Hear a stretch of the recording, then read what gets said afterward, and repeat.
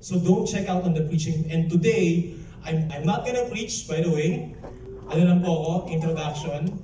I'm very much privileged, very much honored to be part of a movement who's really raising up the next generation leaders. So for today, again, I'm very, very happy, very, very excited to introduce to you our preacher. She just graduated this year, right? Fresh pa, I think one week ago. She's a graduate of BS Graphics and Design, BS Graphics and Design from De La Salle University, Dasmariñas. So it's my privilege to introduce to you our preacher for today, Irish Evangelista. Alright? Can we give them a round of applause? Thank you. Hello. Yes. So, hello. Good afternoon. Good afternoon, church. Good afternoon. Good afternoon. Grabe. It's before I begin, I would like to first acknowledge our pastors and our leaders. To the pastors, especially our senior pastor, Pastor Noel Vivat. Thank you so much for giving us this privilege to be able to preach the gospel. I'm really blessed to be a part of a community wherein they don't just believe in the next generation, but they also empower the next generation. So thank you so much. And I'm really blessed to also, be to introduce you this series that we're going to have. We are actually on our campus series. So as you've noticed, we are wearing our Every Nation Campus shirts. Yes, and this is actually, since we're talking about campus, I just want to make a disclaimer na what Pastor Alvin said, it's even though this is a campus series and I will be generally talking to the youth, to the students, but I believe that God will also speak to the parents and the young professionals out here, okay? Right, so, before I begin, may I see the hands of the students or the youth? May mga youth ba dito? Ayun! Parang ang daming youth, pero parang may mga nakikita pa akong hindi nagtataas ng kamay. Ganun na lang. Sige, sino ang gustong graduate? Taas kamay. Ayun! Graduate! Amen! Amen! Amen! May mga nagtaas ng kamay na parang, hindi youth ah. Ano kayo? Cute po kayo, cute. Yun na lang. Sige, so, we are actually, since I saw a lot of students sa 1 p.m. service, parang youth service lang din to. And speaking of youth service, I would like to, segue muna itong youth service natin sa Friday. We do have youth services every Friday, 6:30 p.m. So we are inviting the students sa District Dasmariñas. So come and join us. Masaya to. Wear your brightest colored shirt, okay? Okay, 6:30 Friday yan sa District Dasmariñas. Okay, so ang sarap maging bata, di ba? Ang sarap bumalik sa pagkabata, yung tipong wala kang masyadong iniisip ng problema, yung problema mo lang kung paano ka matutulog sa tanghali, tapos yung wala kang masyadong iniisip na ano yung gagastusin ko, pag nandun ka sa bahay, bubukas ka lang ng ref, yun yung isa mga favorite na ginagawa ko, bubukas ka ng ref, tapos kuha ka ng pagkain doon, especially kapag nakita ko ng fridge, tapos magbukas ko, may ice cream dun sa ref. Grabe, hindi niya alam kung gaano ko na-excite kung sinasabi kong ice cream. Pero na-excite talaga ako. Alam mo, pag nakita mo yung ice cream sa ref, tapos nakita mo, super chocolate, favorite ko pa yan. Tapos buksan mo, di ba? Magbukas mo. Ano naman? Basta. Sarap. Galing, thank you. Thank you po. Tapos, di ba, parang multi-purpose yung container talaga, no? Or since we're talking about, being young, throwback tayo. May I see the hands nung mga nakakakilala po nito. Kilala niyo ba yan? Sino pong nakakilala dito? Sa object na to? Nako, ang dami. Pero I can see a lot of Gen Zs na parang hindi na kayo familiar dito. So let me introduce to you this. Ang tawag dyan, minsan, sinturon. Madalas, pamalo. Nakilala ko to. I cannot forget the time na nakilala ko to. At ayoko na siyang makilala ulit. Grabe, 2-in-1 talaga to. 2-in-1. Or Amen. since pagbata, di ba, medyo makulit, medyo hyper, mabilis magkasakit, mabilis tamaan ng sakit. Kung ito 2-in-1, kung itong object na ito 2-in-1, ito talaga the best to, multi-purpose to. Alam niyo ba to? Vicks Vapor Rub. Kapag masakit ang ulo mo, Vicks lang yan. Kapag may sipon ka, may ubo ka, Vicks lang yan. Kapag meron kang sakit sa tiyan, sakit sa likod, pahiyan mo ng Vicks, Vicks lang yan. Kapag hindi ka na makalakad, hindi ka na makabangon, Vicks lang yan. Yan ang sagot sa mga Filipino moms natin. Vicks ang katapat sa lahat ng sakit. Pero as we talk about these things, we can see na multi-purpose talaga sila. But the creator of these things, they intended an original purpose for all of those things. Lahat sila may original purpose. And I'm not saying na it's bad na we're doing, nag-recycle tayo. But what I'm saying is that pag ginagamit natin yung mga objects na pinakita ko kanina, we sometimes don't get the best results. Like if we use it outside its original purpose. So, for example, when we go back dun sa ice cream container, pag bukas mo ng laman isda, you get disappointed, napaasa ka.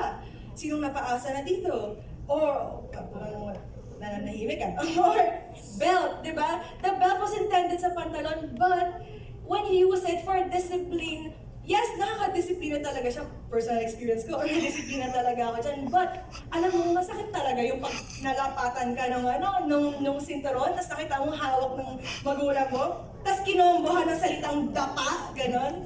Dapa! Mag-pray ka na, Or, pag sinabing, etong Vicks, pag itong Vicks na to, ginamit mo siya for the sickness or for the disease na hindi naman intended to, you have to attend it with the right medication. If hindi mo ginawa yun, baka ma-prolong mo lang yung sakit. Or worse, hindi siya maging effective. So, itong mga bagay na to, it has its original purpose. Pero pag ginamit natin siya outside that, it's not that kind of a big deal. But, if tayo mga human beings, we are also created. We did not just exist. There's someone who created us. And our Creator, He has an original purpose for all of us. He intended us to have a purpose. It was His intention. And if tayo, we're not living that purpose that God has given us, that our Creator has given us, we might be missing out on something. Are we missing out on something? So today, we will be talking about the second and the last installment of this campus series. We will be talking about purpose. Today, we will be talking about His message about our purpose. So, again, this is the second week of the No Filter series. And we will be reading from Jeremiah chapter 1, verses 4 to 10. So may I invite everyone to please stand in reverence for the Word of God. Ang taas na energy! Grabe! So yun. So thank you so much. Okay, so as we look back, we look back at what future pastor Jiman said last week. He talked about Jeremiah. He talked about this verse. Before I formed you in the womb, I knew you. We talked about Jeremiah's identity, and not just his identity, but also our identity. That we are all formed by God, and God knows us. He intimately knows us. And before we were even born, He consecrated us, and He appointed Jeremiah to be a prophet to the nations. And since applicable sa atin to, God has also appointed a lot of things for us. But you know, when I read this verse, I was thinking, I appointed you a prophet to the nations. This is God speaking. And parang naisip ko, siguro grabe yung na-imagine ni Jeremiah na parang, wow, God. Or I was thinking the response of Jeremiah was, he was amazed, he was in awe. Pero, you know, instead of that answer, Jeremiah actually answered this in verse 6. Then I said, I do not know how to speak, for I am only a youth. Yan ang sagot niya. I am just a youth. Lord, bata lang ako. And he hesitated. This was his response. Jeremiah hesitated. Imagine that God appointed you a prophet to the nations. Parang, it's like saying the president appointed you as a spokesperson or the king appointed you as his messenger. Tapos, pero ikaw parang, hala Lord, I don't want to be like that kasi I'm just a youth. So his initial response was hesitation. He had hesitations. Sabihin niyo nga, hesitations. Hesitations. Amen. Ang cute ng bata. Hesitations. He said, I do not know how to speak. I am only a youth. So ano bang big deal? Ano bang big deal kung youth ka ng time na yon? And let me give you a little context about the Israel before. When Israel, the society of Israel, their culture back then, pag sinabing youth, they see it as someone energetic, daring, and parang they're not fit for biblical wisdom. Ganun nila tinitingnan ng mga kabataan before. In fact, Paul said to Timothy, don't let anyone look down on you because you are young. Kasi nga, yun yung culture nila back then. So, this is why Jeremiah hesitated. He had these doubts, he had the hesitation. And when we look at the modern times, how does our society perceive the next generation? The young generation of today. May mga times na pag sinabing kabataan, yan yung mga YOLO, yan yung mga happy-go-lucky, or sila yung mga inexperienced, walang karanasan, or maybe they can't handle responsibilities. Yung tipo kapag inutusan mo pa nga sa bahay, magdadabog pa. May mga anak bang gano'n dito? Wala naman, di ba? Walang anak na gano'n dito. May mga parents na tumawa. Walang nakaka-relate. Yun. So, parang ganun yung di ba? Ganun yung minsan perspective ng generation, ng mga tao sa generation ngayon. Puro gadgets, puro cellphone. And that's just one of the reason why Jeremiah hesitated. But we can also have a lot of reasons. More than just the society's culture or what the other people think about us. Maraming reasons kung bakit nag-hesitate tayo, even though si God na yung nagbigay ng word sa atin. Si God na yung nag-promise sa atin. Maybe it's about not living up to expectations. Si ate kasi, hindi ko kaya maging katulad ni ate. Or, I'm not like my dad, I'm not like my mom, or like other people. I can't be like what they want me to be. Or maybe it's the skills that we have. We feel like we are inadequate. We feel like kulang yung ability ko, I'm not good enough. I'm not good enough. Or maybe confused. No direction. Parang hanggang ngayon, hindi ka pa rin makapili kung anong gagawin mo, hindi mo pa rin alam kung saan ka pupunta. Or maybe, fear of failure. You are hesitating. You don't want to go, you don't want to proceed kasi natatakot kang magkamali. Natatakot kang mag-fail. Baka natatakot kang ma-disappoint mo yung tao sa paligid mo. Or maybe natatakot kang ma-disappoint mo yung sarili mo.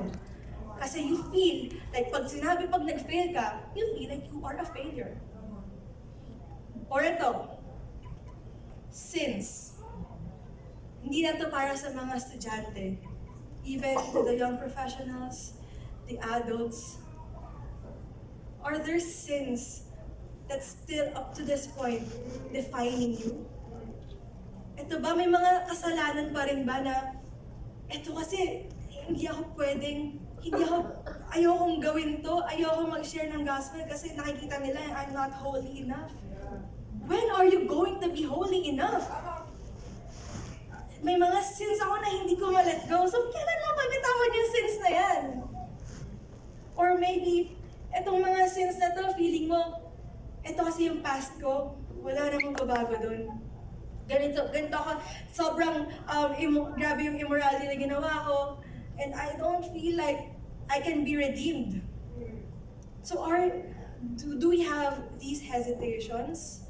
Kaya we feel like we have to keep on climbing that expectations na sige, kailangan ko mag-work. I'm not good enough kasi I'm not good enough. And though we feel Like some of us feel like we are Jeremiah, we feel like we're not good enough. When we look at verse 7, sinabi dito, but the Lord said to me, this word, this is a game changer. The word, but the Lord said to me. Yung word na but, kapag nakita nitong word na to, it means the statement before this word and the statement after it is very contrast. Magkaiba siya. So when the Lord said, but the Lord said to me, do not say, I am only a youth. Do not say, I am only a youth. Huwag mong sabihin yan. Sabi mo na ba yan sa sarili mo? It doesn't necessarily mean that I am only a youth yung sinabi mo. But the reasons, the hesitations that we just talked about kanina, nasabi mo na ba yun? Personally, ako, lahat doon nandoon, nasabi ko yon. And there are actually mas marami pa dun eh. And I remember the first time that I preached the gospel, the first thing that I said, no, ayoko. I don't feel that I'm not worthy because I am unfaithful kay God and I am not adequate kasi I cannot speak. I cannot even go on